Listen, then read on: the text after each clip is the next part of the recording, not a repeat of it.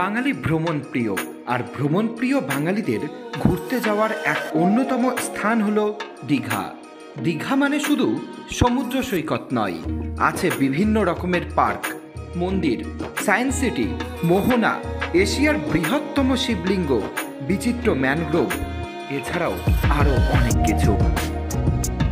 Howrah station থেকে মাত্র 105 টাকার টিকিট কেটে দুপুর 2:25 কান্ধারী এক্সপ্রেস অথবা সকাল 6:45 তাম্রলিপ্ত এক্সপ্রেস ধরে সহজেই দীঘা চলে আসুন। খুব অল্প খরচে মাত্র 2 দিন থেকে দীঘার সমস্ত গুরুত্বপূর্ণ সাইট সিন কী করে দেখবে তা জানতে গেলে ভিডিওটি দেখতেই হবে। দীঘা পৌঁছেই সর্বপ্রথম যে কাজটি করতেই হবে তা হলো একটি হোটেল খোঁজা। স্টেশন থেকে মাত্র 5 মিনিট পায়ে হেঁটে গেলেই তোমরা পেনেটি ভবন বলে একটি ভবন দেখতে পারবে। ওই ভবনে ঘর ভাড়া 2 শয্যা বিশিষ্ট ঘর 250 টাকা, অর্থাৎ দুজন তোমরা 250 টাকা দিয়ে এই ঘরে থাকতে পারবে। আর বলে রাখি, এখান থেকে কিন্তু সমুদ্র মাত্র পায়ে হেঁটে 2 মিনিট।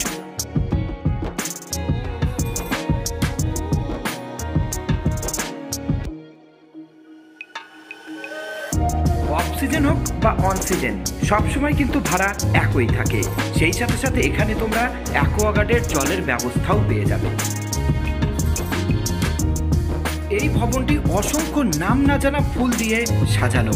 সেই সাথে সাথে 24 ঘন্টা এখানে সিসি ক্যামেরার নজরদারি রয়েছে।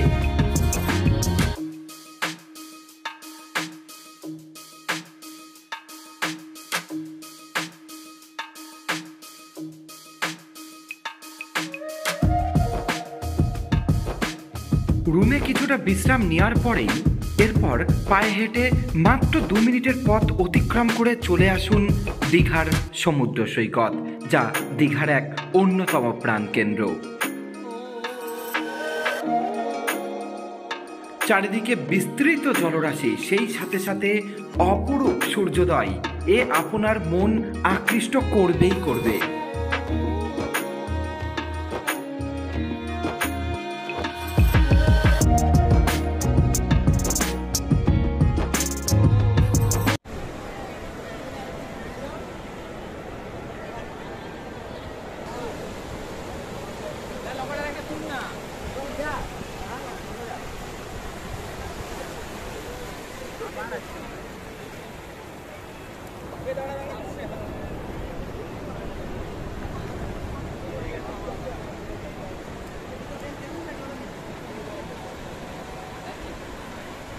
এই অপরূপ সৌন্দর্য অনুভব করার জন্যেই তো বাঙালি বারবার ছুটে যায় দীঘায়।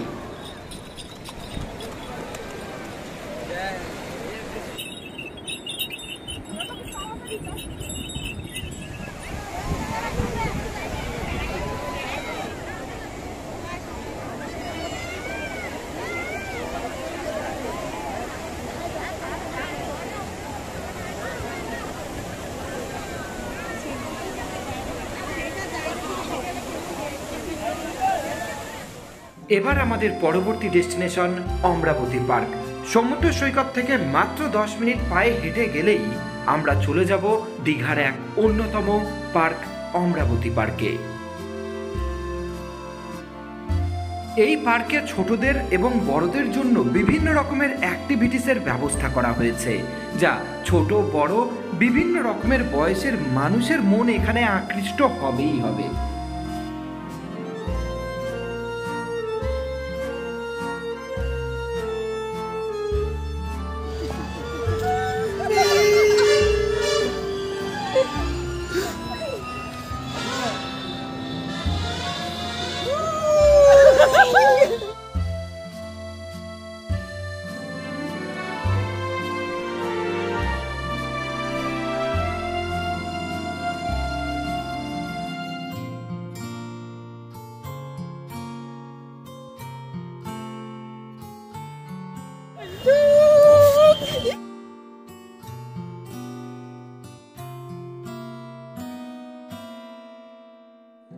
পার্কটি বিশাল এলাকা জুড়ে অবস্থিত, তাই হাঁটতে হাঁটতে পা ব্যথা করলে অবশ্যই এখানে কিন্তু অসংখ্য বসার জায়গা রয়েছে।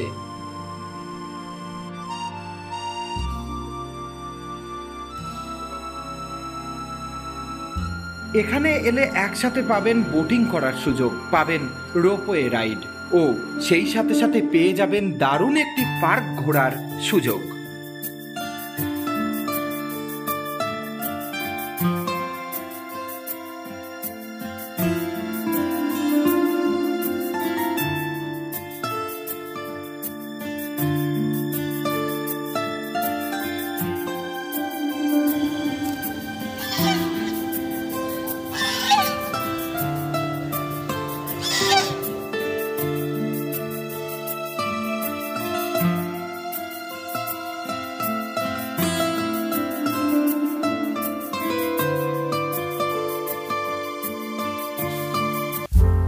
এখানে যে সমস্ত অ্যাক্টিভিটিস রয়েছে তা চললে যে বাচ্চাদের মন আকৃষ্ট হবেই তা বলাই বাহুল্য। তাই আপনাদের সাথে যদি কোনো কচিকাঁচা থাকে তাদেরকে এই পার্কে নিয়ে যেতে কিন্তু একদমই ভুলবেন না।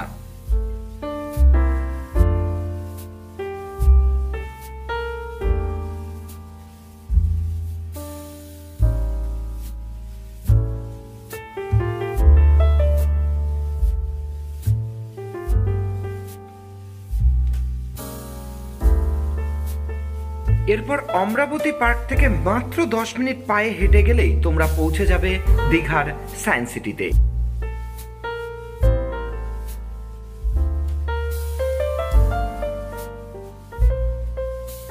এই বিজ্ঞান কেন্দ্রটি সকাল 9টা থেকে সন্ধ্যে 6:30 পর্যন্ত প্রতিদিনই খোলা থাকে। এই সায়েন্স সিটির টিকিট মূল্য জনপ্রতি 25 টাকা করে। বিজ্ঞান সম্পর্কে যথার্থ ধারণা পেতে গেলে অবশ্যই একবার হলেও ঘুরে আসতেই হবে দীঘার সায়েন্স সিটিতে।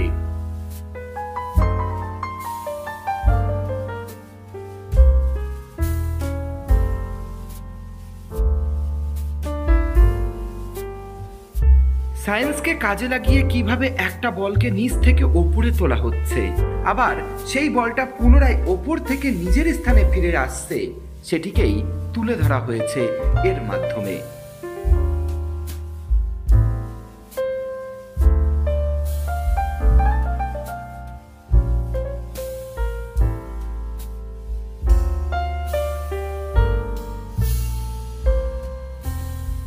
চোঙাকৃতি আয়নাতে বস্তুর এমনভাবে প্রতিবিম্ব গঠিত হয়েছে কুমিরটাকে দেখে লাগছে ব্যাঙ।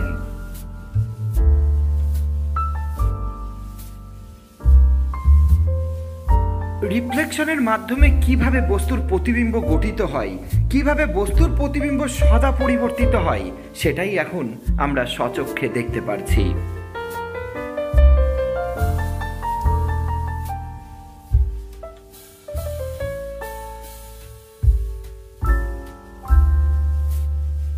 এটি ভুলভুলাইয়া। এর মধ্যে একদিকে যেমন আলোর কারুকার্য রয়েছে, ঠিক তেমনি প্রত্যেকটি দরজা কাচের, অর্থাৎ এর মধ্যে দিয়ে যদি তোমরা প্রবেশ করো মনে হবে পথ সামনে, কিন্তু সেখানেই ভুল, অর্থাৎ পথ কিন্তু সামনে নয়। এমনভাবে রিফ্লেকশন করা হয়েছে এখানে মানুষের ভুল হতে বাধ্য।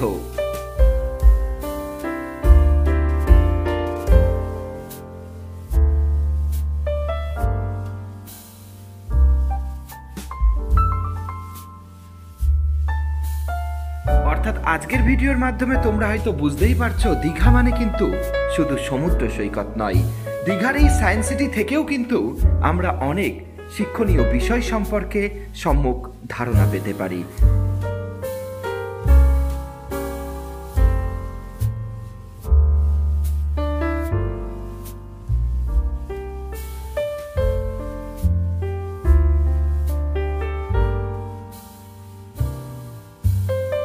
এখানে এমনভাবে আয়নাগুলিকে রাখা হয়েছে যাতে একটি বস্তু থেকে একাধিক প্রতিবিম্ব গঠিত হতে পারে।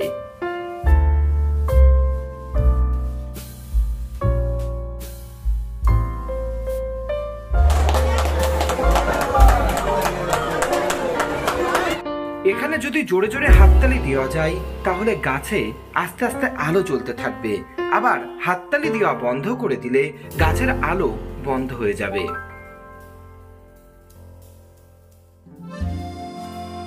এই সায়েন্স সিটি যে শুধুমাত্র বড়দের জন্য তা কিন্তু নয়, ছোটরাও এখানে সমানভাবে শিখতে এবং আনন্দ করতে পারবে।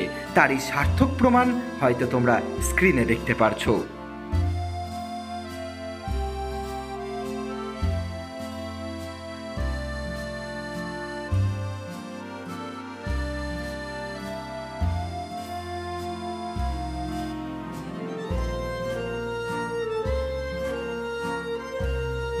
এটি প্লাজমা গ্লোব, যা পদার্থের চতুর্থতম অবস্থা।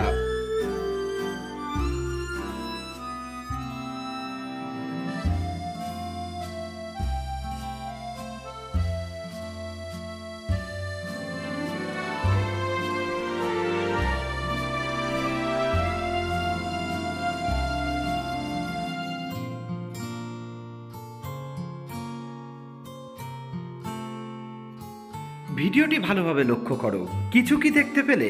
যদি দেখতে পাও সেটা কমেন্ট করতে কিন্তু একদমই ভুলো না।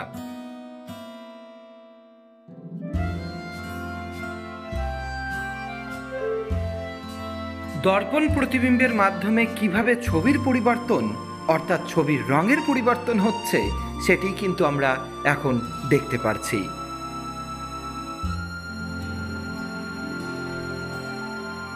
এবার আমরা চলে এলাম মানবদেহের গঠন, মানবদেহের বিভিন্ন অংশ, মানব বিবর্তন সম্পর্কে জানতে। এখানে তুলে ধরা হয়েছে প্রাণীকোষ এবং তার বিভিন্ন অঙ্গাণুকে নিয়ে। এখন যে মডেলটি আমরা দেখতে পাচ্ছি সেটি প্রাণীকোষের মডেল। যে সকল বস্তুকে খালি চোখে দেখা যায় না, তা দেখতে গেলে প্রয়োজন আণুবীক্ষণিক যন্ত্র। সেই যন্ত্রটি আমরা এখন দেখতে পাচ্ছি, নাম মাইক্রোস্কোপ। শুধু কিন্তু প্রাণীকোষ ও তার অঙ্গাণু এবং তার মডেলটিকেই এখানে তুলে ধরা হয়নি, সেই সাথে সাথে উদ্ভিদ কোষ, তার অঙ্গাণু ও মডেলটিকেও এখানে অতি সুন্দরভাবে তুলে ধরা হয়েছে। আমরা এখন উদ্ভিদ কোষের মডেলটিকে দেখতে পাচ্ছি।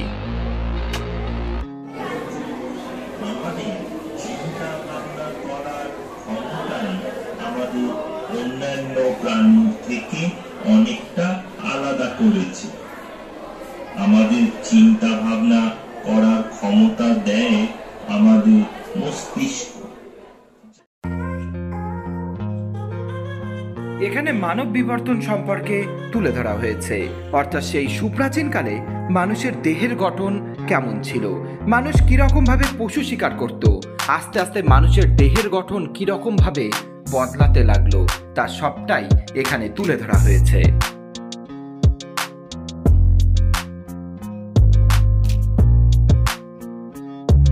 আমাদের তথা মানব দেহে কোথায় কোন গুরুত্বপূর্ণ অঙ্গটি থাকে সেটি এখানে তুলে ধরা হয়েছে।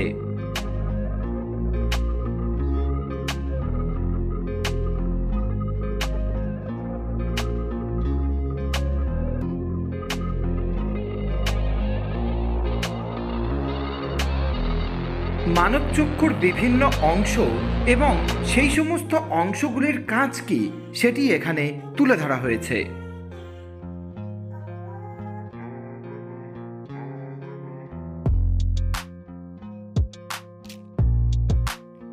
এখন আমরা আমাদের কানের গুরুত্বপূর্ণ অংশগুলিকে দেখতে পাচ্ছি।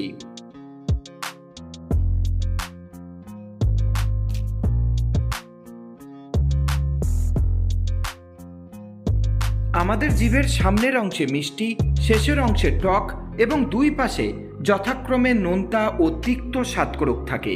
এখানে যে বোতামটি দেখা যাচ্ছে সেই বোতামটি চেপে ধরলেই আমাদের জিহ্বার কোন অংশে কোন স্বাদকোরক থাকে সেটি আমরা দেখতে পারবো।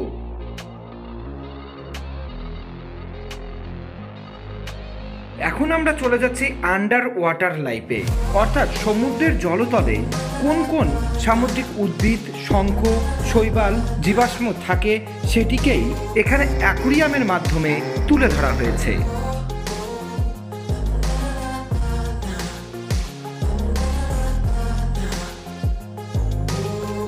এই স্থানটিতে প্রজেক্টরের মাধ্যমে মেরু ভালুকের জীবনযাত্রাকে অতি সুন্দরভাবে ফুটিয়ে তোলা হয়েছে।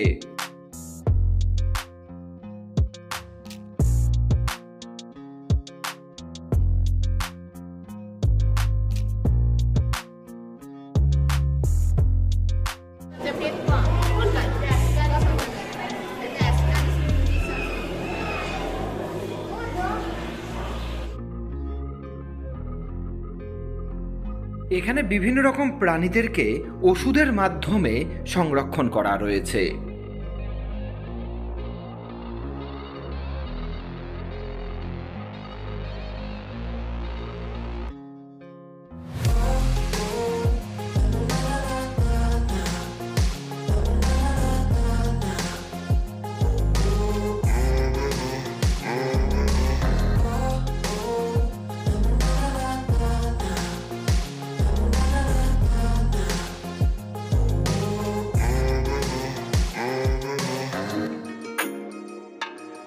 কিভাবে আয়নার রিফ্লেকশন প্রতিবিম্ব হচ্ছে সেটাই কিন্তু এখন দেখতে পাওয়া যাচ্ছে।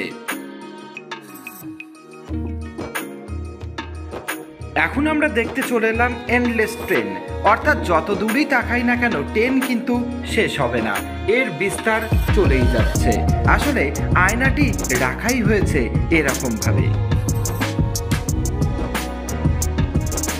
কাছের মধ্যে দিয়ে লক্ষ্য করলে দেখা যাবে একটি গভীর কূপ।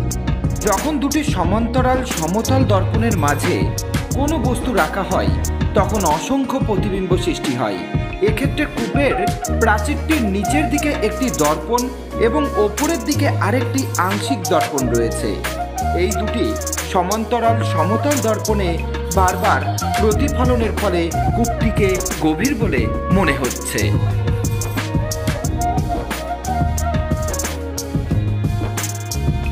এই টানেলের প্রতিবিম্বকে এমনভাবে রাখা হয়েছে যাতে আপনার চোখ যেদিকে যাবে টানেলটি সেদিকেই ঘুরে যাবে।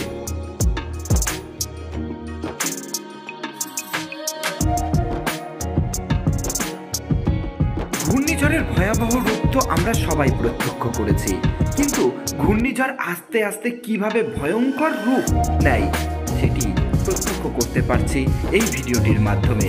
একটা বোতাম টিপলেই আস্তে আস্তে ঘূর্ণিঝড় বিধ্বংসী আকার ধারণ করছে।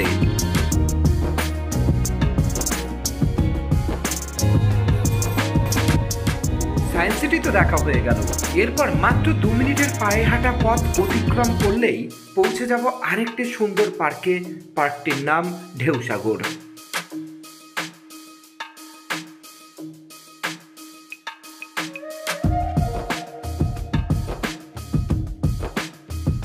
এটি এমন একটি পার্ক যেখানে একসাথে আপনারা সাইক্লিং, বোটিং, টয় ট্রেন, এমনকি অপরূপ সমুদ্রের দৃশ্যও উপভোগ করতে পারবেন।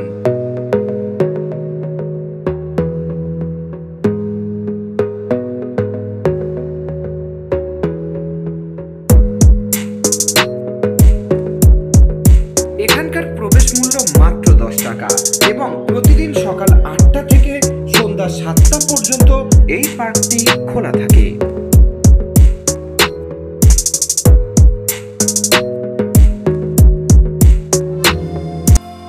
এরকমই সুন্দর সুন্দর অভিজ্ঞতার সাক্ষী হতে গেলে অবশ্যই কিন্তু আসতেই হবে ঢেউসাগর পার্কে।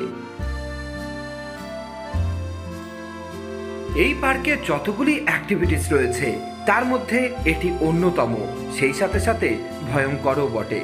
তাই যে সমস্ত বন্ধুরা চূড়ান্ত মাত্রায় দুর্বল তাদের এই অ্যাক্টিভিটিসটা এড়িয়ে চলাই আমার মতে ভালো।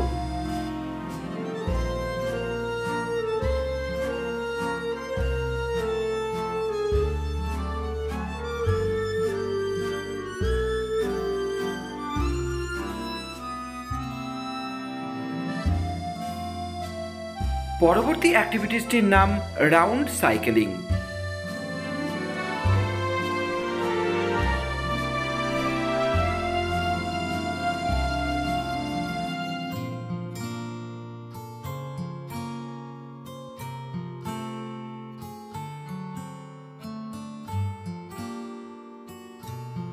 এখানে সন্ধ্যেবেলা বোটিং করারও সুব্যবস্থা রয়েছে, তাই যারা তোমরা বোটিং করতে চাইছো মাত্র 50 টাকার বিনিময়ে এখানে তোমরা বোটিং করতে পারো।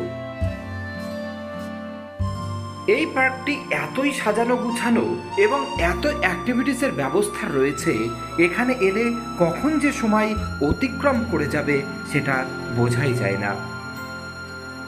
শুধু যে বড়দের জন্য বিভিন্ন রকমের অ্যাক্টিভিটিস রয়েছে তাই নয়, সেই সাথে সাথে ছোটদেরও এখানে বিভিন্ন রকমের অ্যাক্টিভিটিস রয়েছে। তাই বড়দের সাথে সাথে ছোটরাও এই পার্কটিকে সমানভাবে উপভোগ করতে পারবে।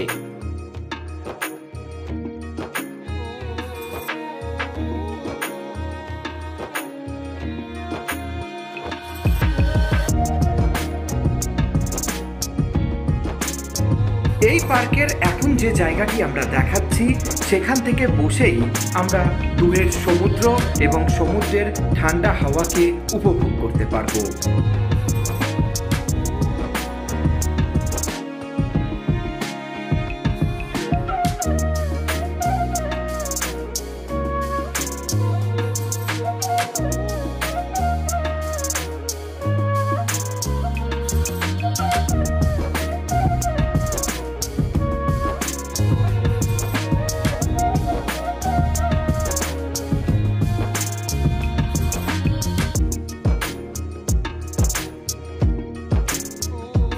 সত্যি দীঘার এই অপরূপ সৌন্দর্য উপভোগ করার জন্যই হয়তো বাঙালি বারবার ছুটে যায় দীঘায়।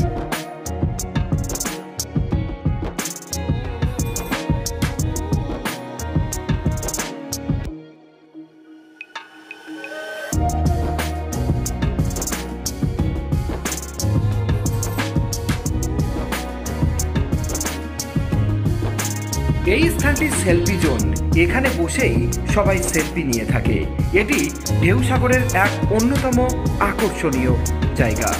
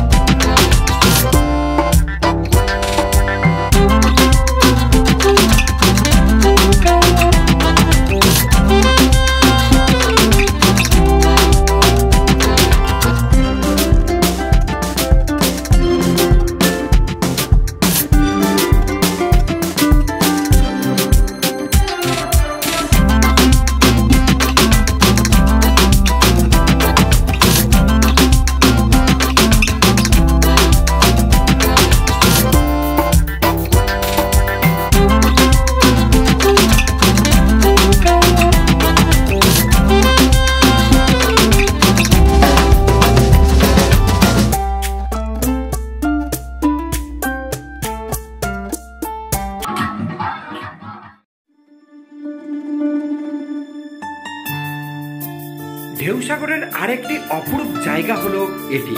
এখান থেকেও অনেকে কিন্তু ছবি তুলে থাকে। তবে ঢেউসাগর আমার মতে সন্ধ্যেবেলা যাওয়াই কিন্তু সবচাইতে উপযুক্ত সময়, কারণ বিভিন্ন রকমের লাইটিং এর ব্যবস্থা কিন্তু এখানে রয়েছে। এটি ময়ূরপঙ্খী, এখানে খুব জোরে গান চালানো হয় এবং পেছনে বিস্তৃত সমুদ্রের জলরাশির আওয়াজও কিন্তু এখান থেকে শোনা যায়।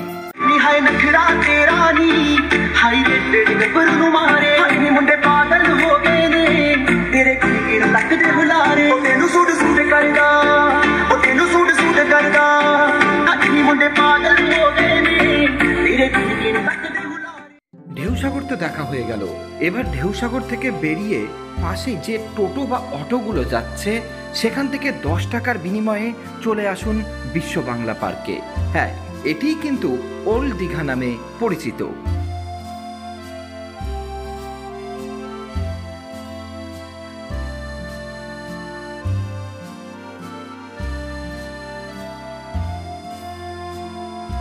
ইয়াস ঘূর্ণিঝড়ের কারণে দীঘার ব্যাপক ক্ষয়ক্ষতি হলেও বর্তমানে এই ওল্ড দীঘাকে এক অন্য মাত্রায় সাজানো হয়েছে।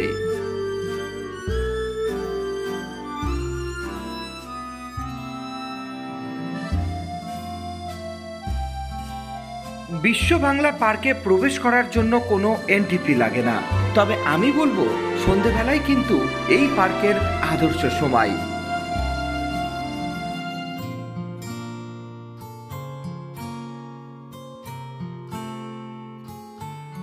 সত্যি যেদিকেই তাকাই না কেন ওল্ড দীঘার এই অপরূপ সৌন্দর্যই কেবল চোখে পড়ছে।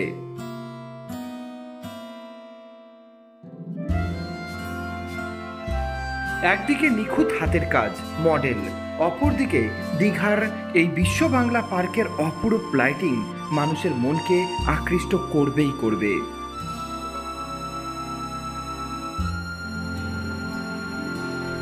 যতদিন যাবে ততই দীঘার সৌন্দর্য যে আরও অপরূপ হবে তা বলাই চলে।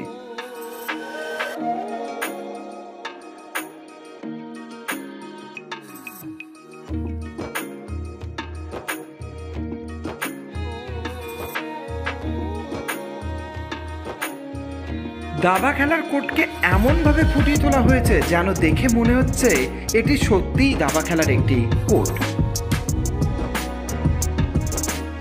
এই স্ট্যাচুগুলির পাশে লেখা রয়েছে বুড়া মাত দেখো, বুড়া মাত শুনো, বুড়া মাত বলো। সত্যি এখান থেকেও আমরা কিন্তু অনেক কিছুই দেখতে পাচ্ছি, যেমন ঠিক তেমনি শিখতেও পারছি।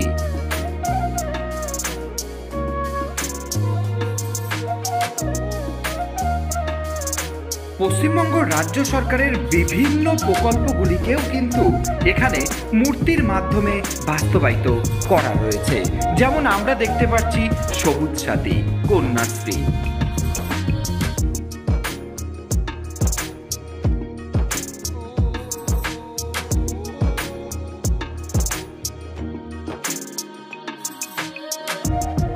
সেই সাথে সাথে পশ্চিমবঙ্গ রাজ্য সরকারের আরেকটি গুরুত্বপূর্ণ প্রকল্প লক্ষ্মীর ভাণ্ডারকেও এই বিশ্ব বাংলা পার্কে ফুটিয়ে তোলা হয়েছে।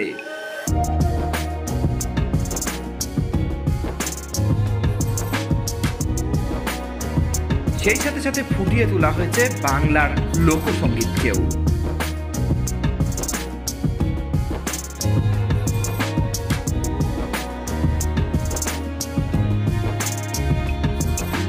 এই বিশ্ব বাংলা পার্কের মাঝখানেই রয়েছে বিশাল বড় কবিগুরু রবীন্দ্রনাথ ঠাকুরের মূর্তি।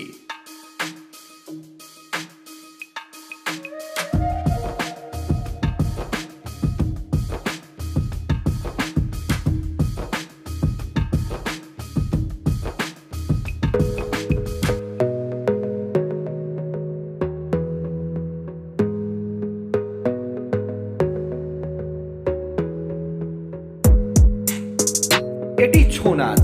এটি এক প্রকার ভারতীয় আদিবাসী যুদ্ধ নৃত্য। এই নাচ ভারতীয় রাজ্য পশ্চিমবঙ্গ, ঝাড়খণ্ড ও ওড়িশায় জনপ্রিয়। ছৌ নাচের আদি উৎপত্তিস্থল পশ্চিমবঙ্গের পুরুলিয়া জেলায়।